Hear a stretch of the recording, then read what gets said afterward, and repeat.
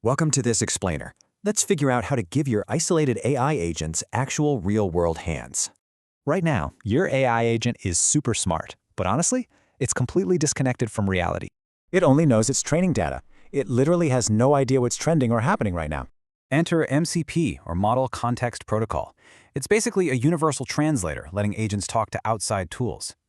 Think of it like this. Your agent is the brains, and these external tools are the hands. MCP is just the wire connecting them, so those hands can finally do real work out there. Check out these 4 superpowers. This architecture makes MCP incredibly robust, isolated, and seriously easy to scale. The secret sauce: clean separation. The tool runs its own process, just chatting over standard input and output. The protocol is dead simple, really. Send a tool name and arguments in, get JSON results out. Let's see this live. We're going to connect a blog writing agent directly to live Google Trends. We'll knock this out in 4 steps. First up, wrap a plain Python function as an SDK tool. This checks the signature and docstring to auto-build a schema. No manual writing needed at all.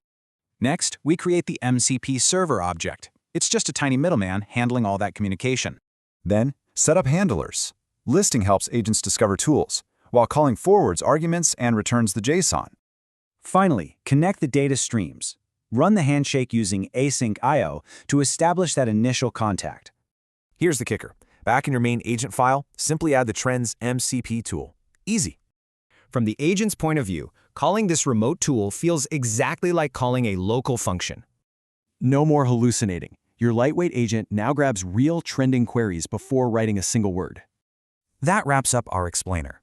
Now that your agent has hands, what's it going to build for you?